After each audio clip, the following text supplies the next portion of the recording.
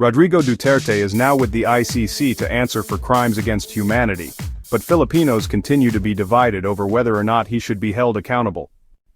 In 2016, Rodrigo Duterte was catapulted from the mayor's office in Davao City to Malacanang. Duterte promised to expand the war on drugs, a policy of extrajudicial killings with around 1,400 casualties during his 22 years as mayor on a national scale. In his final campaign rally, Duterte, "If I make it to the presidential palace, I will do just what I did as mayor.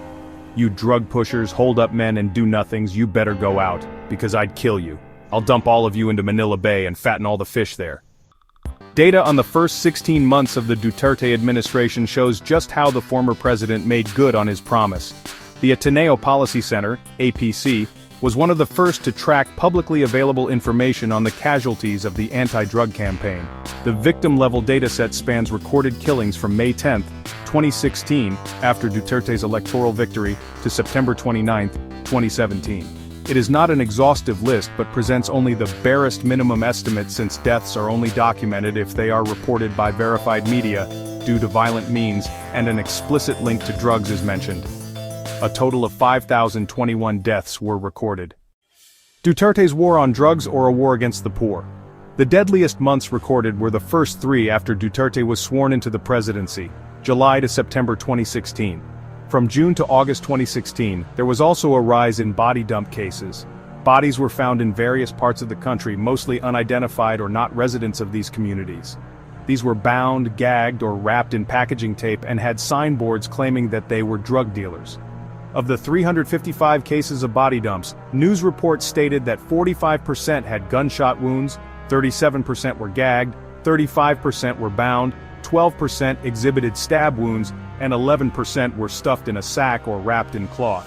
Most were committed by unidentified assailants outside the scope of Duterte's police operations, showing how the anti-drug campaign has extended to vigilante action. Killings started dropping in January 2017 due to the temporary suspension of Oplan Tokhang. A second major surge occurred in August 2017. The peak happened exactly on August 15, 2017, with 49 confirmed victims resulting from police operations. On that same day, Kian de los Santos was killed in a police operation in Caloocan City. His death provided stark evidence against the nanlaban narrative of Oplan Tokhang.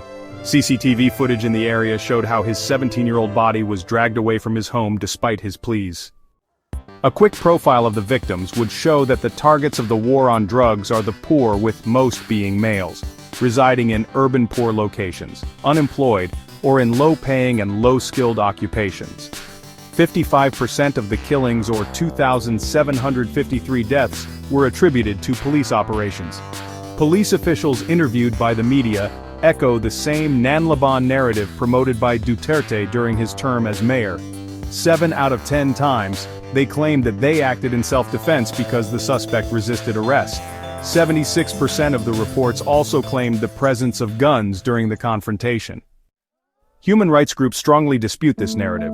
Forensic examinations show that gunshot wounds indicate an intent to kill, and succeeding findings found irregularities in death certificates.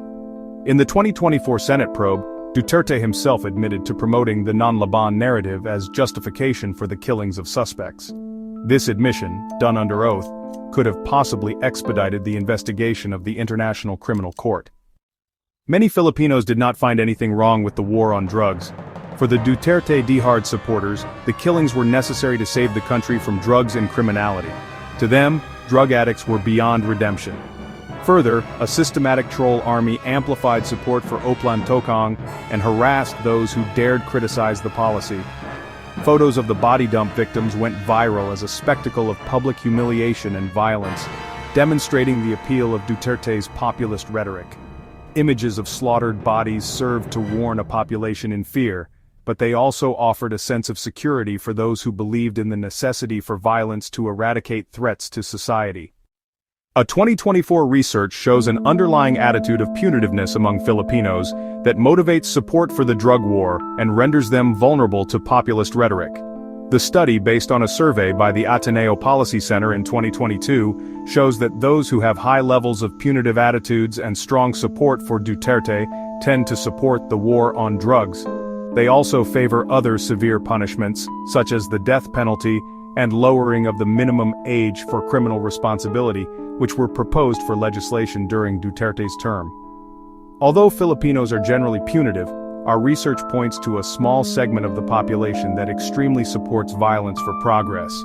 They perceive themselves to be economically disadvantaged regardless of their actual economic condition, feel the least empowered, and most are from Mindanao.